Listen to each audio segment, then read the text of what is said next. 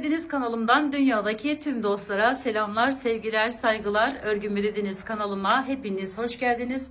Bu videomda sizlere tığ işi motiflerden oluşan bu güzel hırka yapımını anlatmak ve paylaşmak istiyorum. Umarım sever ve beğenirsiniz arkadaşlarım.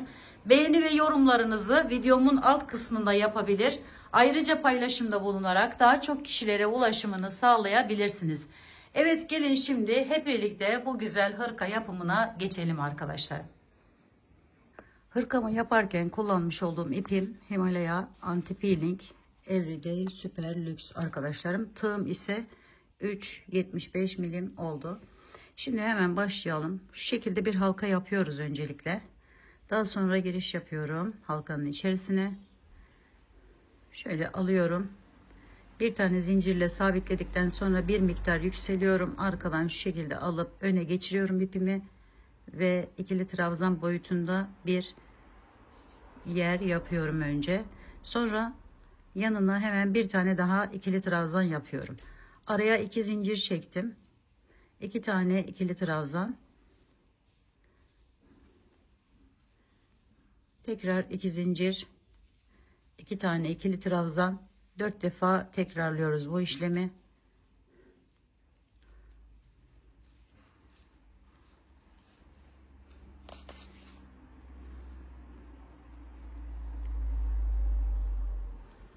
Evet, şimdi bunu sıkıştırıyoruz iyice şöyle. Burada şu şekilde yaparsanız daha güzel oluyor. Şöyle dördüncüdeki son yeri aldım. Bu ipleri birlikte şöyle çekiyorum.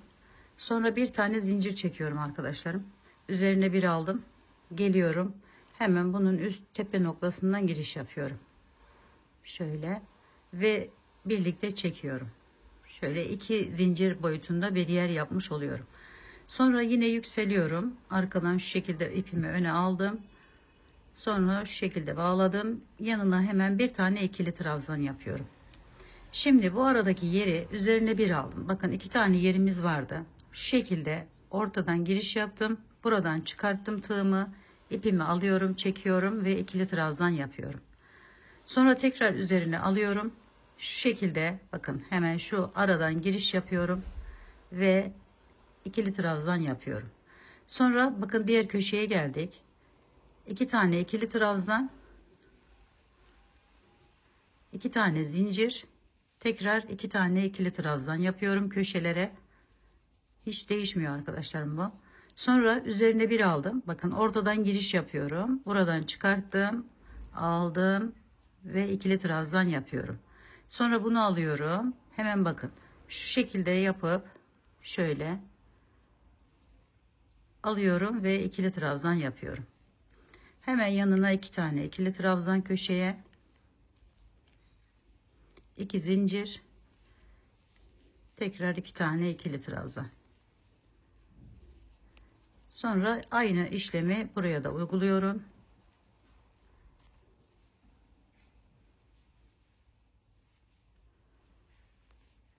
Köşeye geçtim.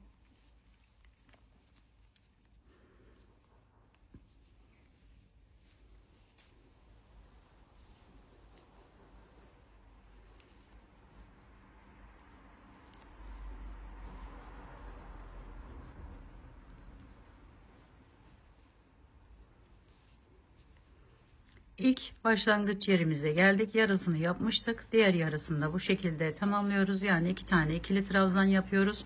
Bir zincir çektik. Üzerine bir aldık. Gelip hemen bunun üzerinden giriş yapıyoruz. Şöyle tekli olmasın arkadaşlarım. İkili bir şekilde alırsak daha güzel olur. Şöyle birleştiriyorum. Yine yükseliyorum. Bu şekilde arkadan aldım. Öne getirdim. Birinci ikili trabzanı yaptım. İkinciyi de yapıyorum. Şimdi buradan bakın. Hemen şuradan giriş yapıyoruz. Şöyle çektik ve ikili trabzanımızı yaptık. Üzerine aldık. Tekrar bu tarafa geçtik. Hemen oradan da alıp yapıyoruz. Şimdi bu az önce yaptığımız yer, bakın şöyle göstereyim iyice. Şuradan giriş yaptık. Çektik. İkili trabzanımızı yaptık. Sonra tekrar üzerine aldık. Bakın şöyle. Şuradan çıkartıp arkadan alıyoruz öne ve çekiyoruz. Sonra diğerine de aynı şekilde bakın köşeye geçtik. Köşedeki az önce yaptığımız yeri de aynı şekilde yapıyoruz. Sonra hemen köşeye 2 tane ikili trabzan yapıp 2 zincir çekiyoruz. Tekrar 2 tane ikili trabzan yapıyoruz. Sonra devam ediyoruz. Bakın şuradan şöyle iyice açayım gözüksün. Aldım, girişimi yaptım, çekiyorum. Sonra ortasından giriş yapıp ikinciyi de o şekilde yapıyorum. Bakın şöyle kıvrımlı bir şekilde bir görünüme sahip oluyor. Diğerine geçiyorum. Aynı şekilde aldım. Buradan hemen şöyle arkasından alarak diğerini yaptım. Diğerine geçiyorum.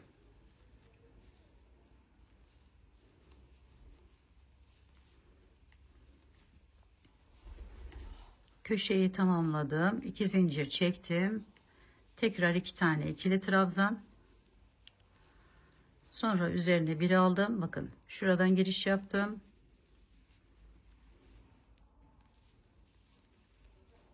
Ve şu şekilde devam ediyorum.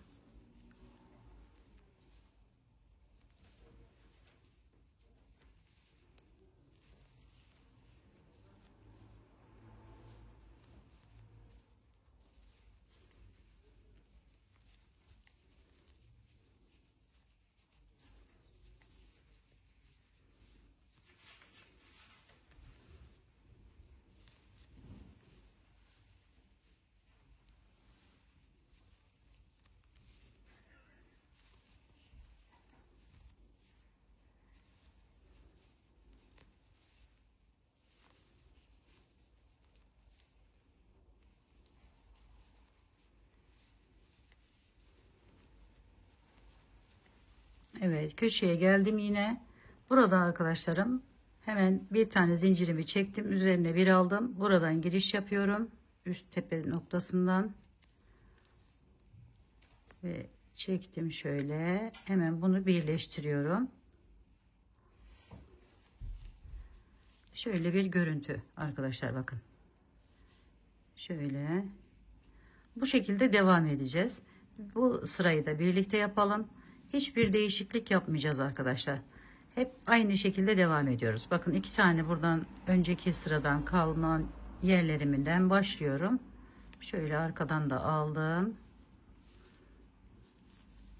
Hepsini bu şekilde yapıyoruz.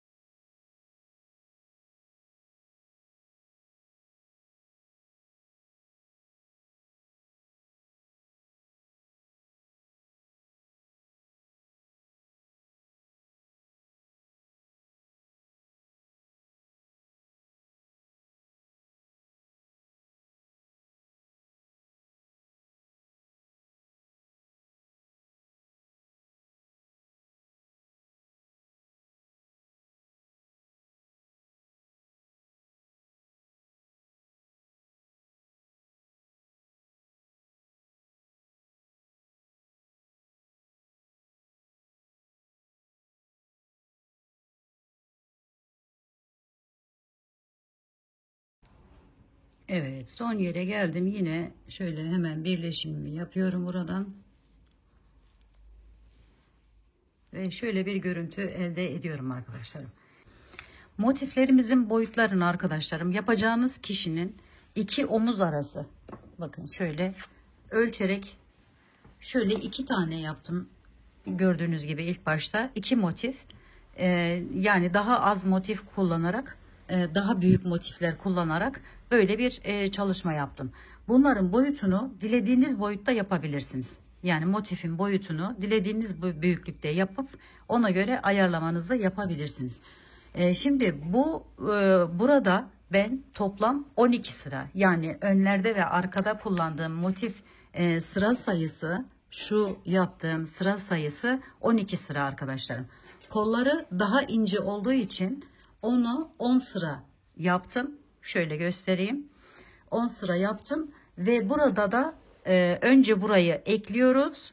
Daha sonra bu koluna bu motifi ekledim arkadaşlarım. Yani buradaki 2 sırayı şu koltuk altına getirmiş oldum böylelikle. Yani bu önemli benim için. Eğer kolu normal büyüklükteyse normalde yapabilirsiniz. Yani 2 sıra daha bunu büyütebilirsiniz. Burada söylemek istediğim tek şey, bu motifleri dilediğiniz büyüklükte yapabilecek olmanız arkadaşlarım. Dediğim gibi 2 taneyle de bitirebilirsiniz. Bunu 4'e de çıkartabilirsiniz. Ya da daha küçük küçük yapıp 3, 4, 5 daha şey yapabilirsiniz arkadaşlarım. Yani yapacağınız kişinin boyutuna göre buradan büyütebilir ya da küçültebilirsiniz ölçülerinizi. Evet, şimdi bu motifimi ben normal bir şekilde devam edeceğim. Evet arkadaşlar, motifimi tamamladım. Bakın 10 sıra şeklinde şuradan başlayarak devam ettim. Şimdi bu şekilde yapıp en son birleştirme de yapabilirsiniz. Onu da ayrıca söylemek istiyorum. Şimdi bakın burada son yere geldim. Son motifimde zaten. Hemen üzerine alıyorum ve birleştiriyorum. Şöyle. Yine aynı şekilde birleştirdim. Son motif olduğu için. Şimdi buradan bu ekleme yapacağım yer burası arkadaşlarım. Şöyle alıyorum ve buradan giriş yapıyorum. Şöyle geldim, kaydırarak bağladım buraya. Sonra üzerine bir aldım. Hemen yanındaki, bakın, bir alt sıradaki yerden başlıyorum. Şöyle ve buraya ikili trabzan yapıyorum aynı şekilde. Hiçbir değişiklik yapmadan. Sonra bunu alıyorum. Bu ekleme yaptığım yerin hemen birincisini atlıyorum. Bakın burası köşe olan yerim. Burayı atlıyorum ve geçiyorum. Hemen şu aradaki boşluğa, boşluktan bu şekilde giriş yapıp alıp kaydırarak bağlıyorum. Üzerine bir aldım. Diğerine geçiyorum. Hemen şuraya. Buradan da aynı şekilde modelimi devam ettirerek eklememi yapıyorum. Şöyle. Sonra hemen bir diğer yerden, boşluktan giriş yapıp buraya ekliyorum. Üzerine bir aldım, devam ediyorum. Hiç zincir falan çekmiyoruz bu arada. Şöyle aldım. Hemen arkadan da aldım ve ikisini tamamladım. Diğer ikisinin arasından giriş yapıp bağlıyorum. Bu şekilde eklememizi devam ediyoruz.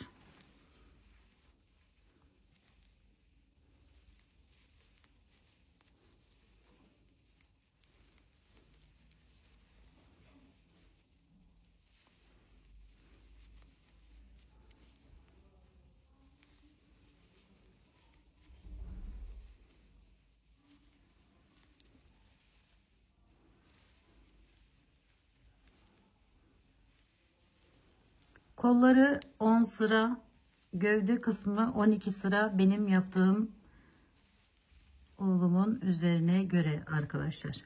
Kolları daha ince olduğu için fazla 2 sıra eksik yaptım.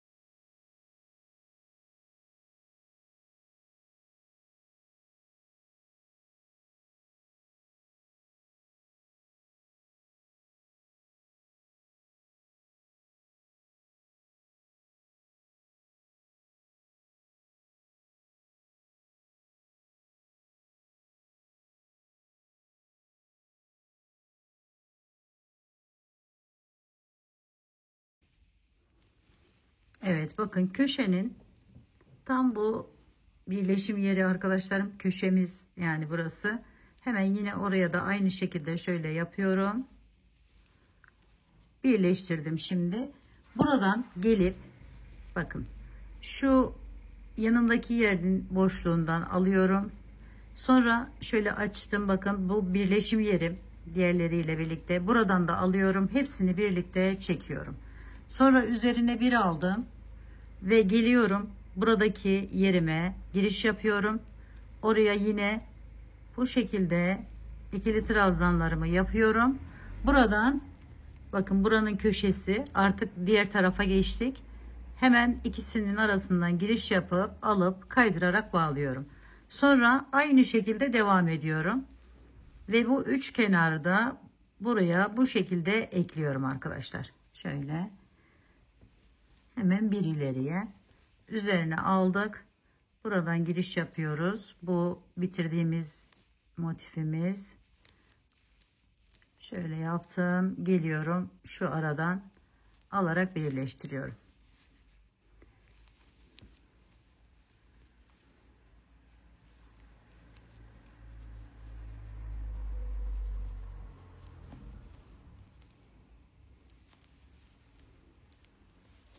Şöyle göstermek istiyorum sizlere.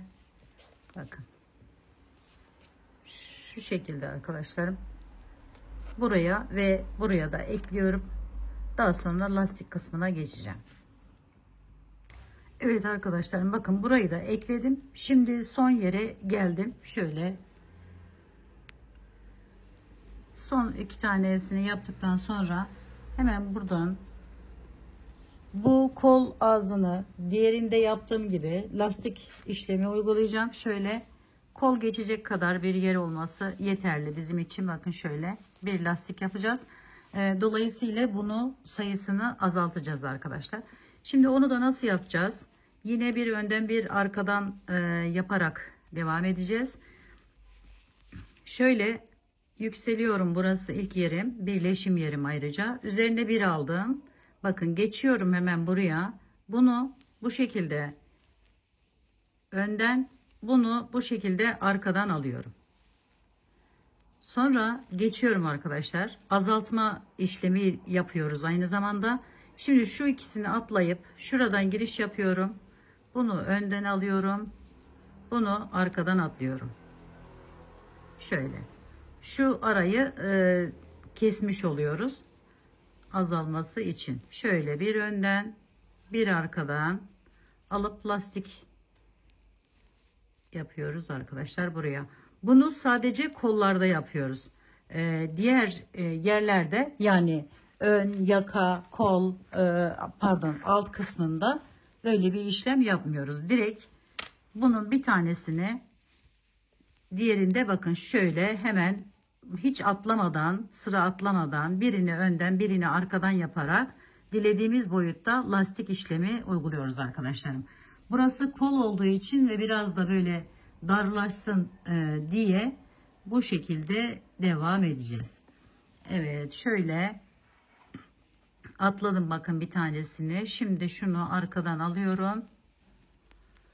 Birini atlıyorum. Yine buraya geçtim. Önden aldım. Sonra bunu arkadan alarak devam ediyorum. Şöyle atladım.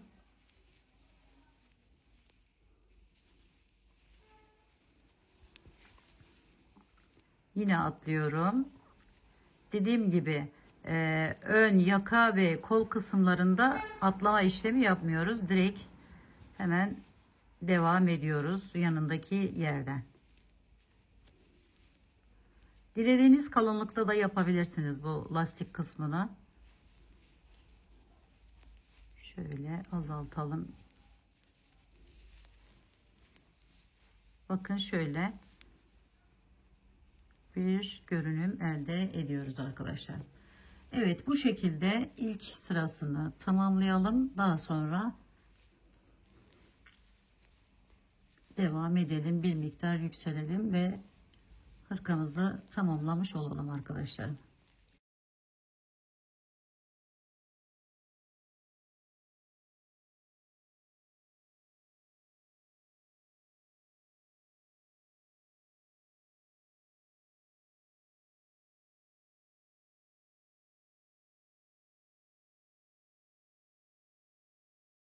Evet arkadaşlarım, bakın hala daha büyük oluyor. Şöyle birer tane kestiğimiz halde.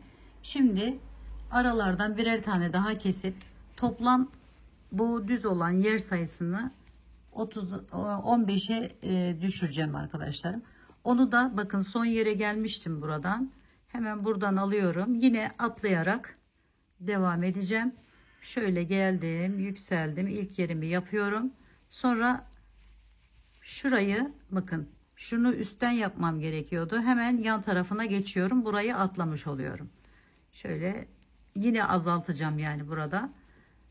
Şimdi birinci yerimi yaptım. Üzerine bir aldım. 15 tane bu şekilde yer kalması gerekiyor. Eğer bunu ilk sırada hemen 2-2 atlarsanız bu arada çok büyük delikler oluyor ve o da güzel görünmüyor arkadaşlar. Şimdi burada bir tane atladık. Hemen şöyle bir diğerine geçeyim. Oraya geçiyorum ve şöyle oraya yine aynı şekilde bir önden bir arkadan olan yerimi yapıyorum. Şimdi bakın bunu atlıyorum. Buraya geçiyorum.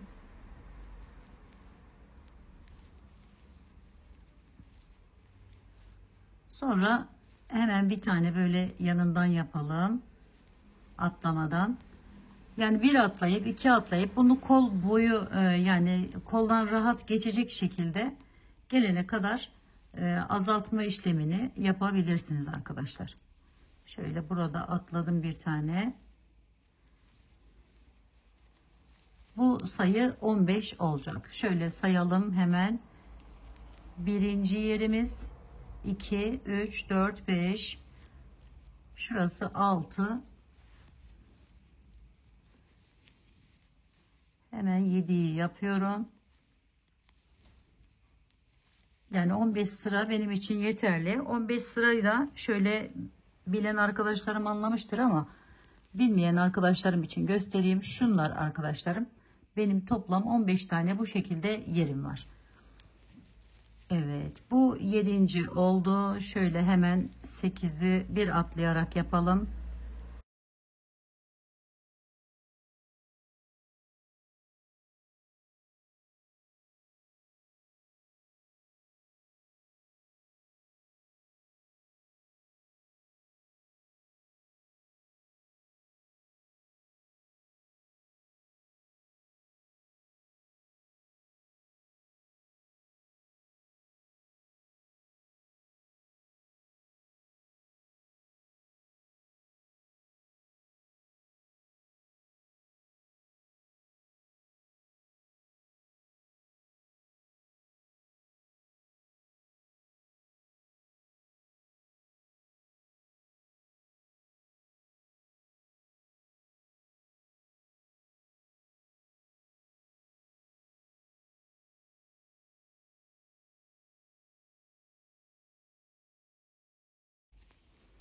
Evet, şimdi bir daha sayalım. 1, 2, 3, 4, 5, 6, 7, 8, 9, 10, 11, 12, 13, 14, 15. Evet, 15 tane yerimi yaptım. Şimdi hiçbir kesinti yapmadan arkadaşlar bu şekilde şuradan alıyorum, hemen üstünden giriş yaptım, bağlıyorum ve yükseliyorum bir miktar, arkadan aldım ve devam ediyorum. Şöyle bir ön bir arka, dilediğiniz kalınlıkta, artık kesme işlemi yapmadan devam ediyoruz.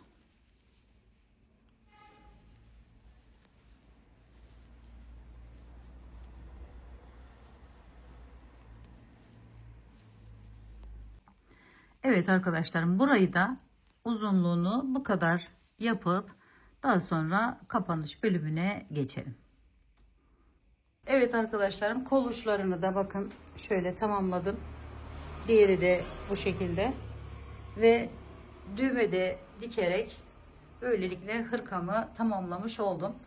Şöyle göstereyim. Şimdi kısaca size anlatmak istiyorum. Motifi yaparken de bahsetmiştim size. Şu ölçü arkadaşlarım, bakın şuradan şu ölçüye göre büyüklükte motifler yapıyoruz. Sonra altına aynı şekilde Sonra çeviriyoruz. Bunları ekledik birbirine. Eklemesini de gösterdim sizlere. Öne geçtik. Öne de aynı büyüklükte motif yapıyoruz. Bu omuz kısmına gelen yeri arkadaşlarım bakın motifin hemen şöyle yaka kısmı kalacak şekilde yaptıktan sonra gerisini ekliyoruz buraya. Sonra bu motifi yarısını ekledikten sonra geliyoruz böyle aşağıya normal bir şekilde. Sonra ikinci motifi altına yaparken şu arkadaki motife şuradan ekliyoruz. Bakın şuradan ekliyoruz. Ben boyu kısa olduğu için alttan birkaç sıra böyle düz bir şekilde aynı şekilde yaptım ve daha sonra ucuna lastik yaptım arkadaşlar. Şimdi burayı tamamladıktan sonra bir önü oluşturmuş oluyoruz. Bakın şöyle kollarda videoda da bahsetmiştim size 10 sıra var. Buradaki motiflerimde 12 sıra var. Burada 10 sıra var arkadaşlarım. Kolu daha ince olduğu için. Şöyle 2 tane de buraya yaptım motif. 2'den 4 de 2 de arkasında var. Toplam 4 motifte kollara yapmış oldum. Ve kol uçları gördüğünüz gibi lastiklerini yaptık. Şöyle bakın. Lastiklerini de yaptık. Aynı şekilde bu altlara da ve şöyle düğme koydum arkadaşlar 4 tane de ve ceketi tamamlamış oldum arkadaşlarım. Evet, bu videomda da sizlere bu güzel ve yapımı kolay olan hırkanın yapımını anlatmak ve paylaşmak istedim. Umarım sevmiş ve beğenmişsinizdir. Yapacak olan arkadaşlarıma şimdiden kolaylıklar diliyorum. Örgümü dediniz kanalıma abone olmayı, beğenmeyi, yorum yapmayı, paylaşımda bulunmayı unutmazsanız çok mutlu olurum. Bir dahaki en farklı, en değişik örgü model, teknik ve tasarımlarında görüşmek üzere. Hoşça kalın, sağlıkla kalın. Allah'a emanet olun arkadaşlar.